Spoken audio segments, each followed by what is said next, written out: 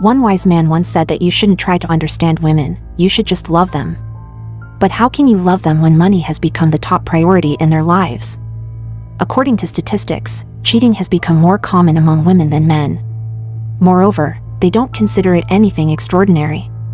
When caught cheating, women often try to blame it on the man or husband, claiming that both partners are always to blame for problems in a relationship, even cheating. I met my future wife, Amber, by chance. I was visiting a friend from college, and we were supposed to work on a project together. At that moment, there was a young woman about our age at his house, his neighbor, who had come to ask his mom to teach her how to cook some complicated dish. After my friend and I finished working on the project, the women finished cooking, and we all had a nice dinner together. That's how I met my future wife, Amber. I was 20 years old at the time, and she was 21. We dated for about a year, and soon after graduating from college, we got married and started living separately from our parents.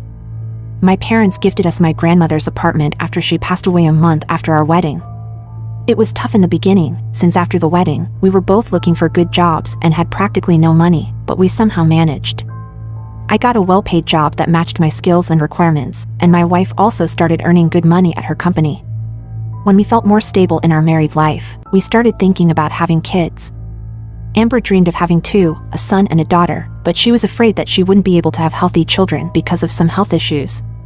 So, we started carefully preparing for pregnancy, attending various courses, seeing different doctors, and getting tests done regularly. But right at the moment when, according to doctors and test results, we were both ready, Amber unexpectedly changed her mind about having kids. She explained that we were too young and that we still had time, so it was better not to rush and focus on other goals instead, like improving our living conditions and changing the apartment to a bigger, preferably 3-bedroom one, so there would be enough space for everyone. I agreed with her reasoning. I was just a little surprised that she had changed her mind so suddenly. Soon after that, a series of strange little things happened that raised my suspicions. I noticed that my wife started spending a lot of time on social media. Moreover, she did it on her work laptop, which she password protected along with her phone, even though I never used them. Some miscommunications started happening. Secrets appeared. It didn't affect our everyday life at all, but it greatly impacted our sex life. My wife often came home late, tired, sometimes didn't go to bed at all and worked on her laptop. I didn't like it at all. I decided to talk to her about it openly, but instead of a conversation, I got a scandal with accusations that I didn't respect her dedication to work. Honestly, I still didn't understand why she had started a fight. The truth came out later, and it had nothing to do with work. Usually, I didn't come home for lunch, but this time I decided to leave work early and agreed to it with my boss. My wife had a day off, so I wanted to surprise her. I bought flowers and wanted to invite her to a restaurant so we could have a calmer, more relaxed conversation and hopefully it would encourage her to have an honest talk. But when I came home, I immediately saw from the hallway that some sexual activities were happening in the kitchen. Amber and a man, noticing my presence, shuddered and jerked away from each other. They picked up the clothes scattered on the floor and quickly got dressed. Then, my wife tells me that the time for an honest conversation has come. I didn't expect such cynicism and cold-blooded tone from my wife, and it made me furious. I threw the bouquet at her and started yelling at her to get out of the apartment with her lover. I don't remember what else I was shouting in a burst of anger and resentment. We stood against each other. If you enjoyed this video, consider liking my video.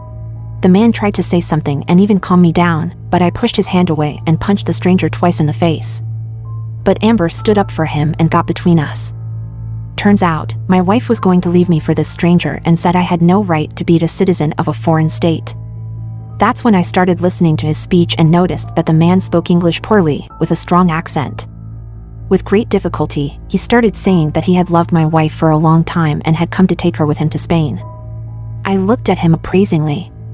He seemed to be over 40 years old and objectively unattractive, although expensively dressed, clearly another rich man looking for a beautiful young woman. Help me reach my first 1,000 subscribers. Your support is what makes this journey possible, so don't forget to subscribe.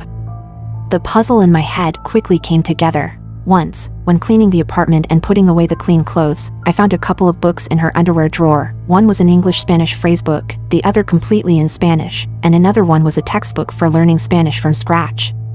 Back then, I was just surprised but didn't make much of it. Maybe my wife wanted to learn something new and then travel with me to Spain or another Spanish-speaking country during vacation. Now, I understood that all her secret correspondences, stealth, those foreign language textbooks, it was all because of her lover. What a fool I was for not realizing it immediately. Turns out, they were waiting for me to come back from work just in the evening and were going to announce that they had been exchanging letters for about a year already and had been in a secret relationship for almost a month. My wife said she loved this man very much, that she had met the Spaniard online, that they had fallen in love, and he had come for her. He was good, kind, polite, well-mannered, chivalrous, naturally, better than me in every way. So, she was going to go to Spain with him and live in the port city of Malaga. She said all the divorce papers were already prepared, and I could sign them right then. She had already put down her signature.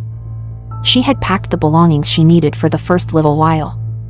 I could throw out about the rest because her lover promised to buy her everything new. They were flying out in 2 weeks. Plane tickets already purchased. The only thing I managed after that detailed story was to punch that Spaniard in the stomach several times, which made him hastily flee the house. What shocks me is Amber's audacity, as she tried to scold me for such behavior without saying anything. I grabbed her by the hair and pushed her out onto the street, slamming the door right in front of her nose. Soon after, her packed suitcases went flying, lying as well, because she started yelling that she would call the police if I didn't give them back. I didn't feel any regrets over my behavior. On the contrary, I barely held back from slapping Amber herself in the face. If her lover is so well off, he can get her a hotel room and take her to live with him. I immediately called work and took a week off at my own expense, honestly telling my boss that I was getting a divorce from my wife. He understood everything. I went to the store and used the money I had put aside for the restaurant to buy lots of alcohol and food. Instead, I drank for 3 days. Most of the time, I just lay at home and did nothing. How could I do anything when my head was occupied with other things? By the end of my time off, I accepted the fact that my marriage had come to an end, although my heart ached from such an ending to my married life. I guess it's still better than endless whoring. I didn't expect such deceit and betrayal from her.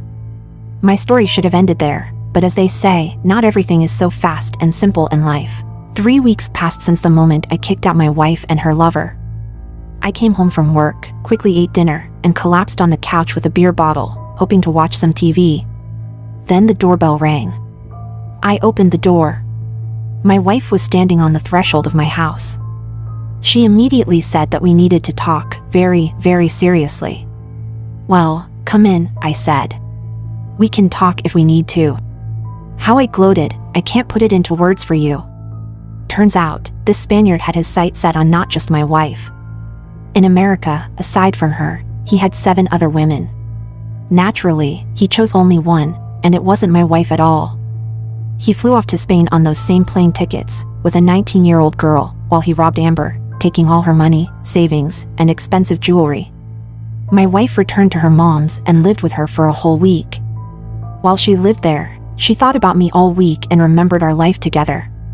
She realized how much she had lost when she left me and that she simply couldn't live without me. She confessed, with fake tears in her eyes, that she had made a huge mistake, that she actually loved only me, that she deeply regretted her behavior, and asked me to forgive her.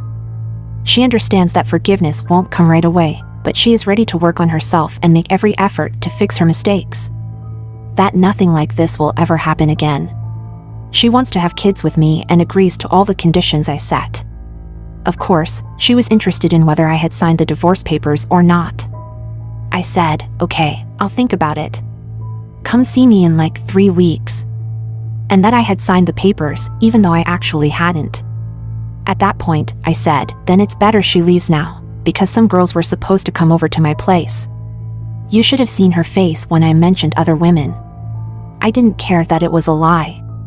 I didn't regret my little prank. When my wife came 3 weeks later, I seriously said I was on divorce, had signed all the documents, and submitted them to court. Amber seemed to burst at that moment. She said that everything she had done was one huge mistake and that she didn't want to lose me. She threw herself on my neck and cried loudly, without the fake tears this time. I felt sorry for her, but I didn't have any tender feelings left for her. I couldn't forgive the betrayal and deceit I suffered, and I doubt I ever could. When we got divorced, I felt true relief and freedom. As it turned out, after the divorce, my grandmother's apartment remained mine, so I was at ease and enjoyed the solitude for some time after the divorce. Amber still hung around me and kept asking for forgiveness for her wrongdoing, probably hoping I'd give our relationship another chance. But it didn't happen. She moved back in with her parents, and that's where our communication ended completely. I don't know how she lives now, and I never thought about it. While I'm still young, I can focus on myself and live as I please.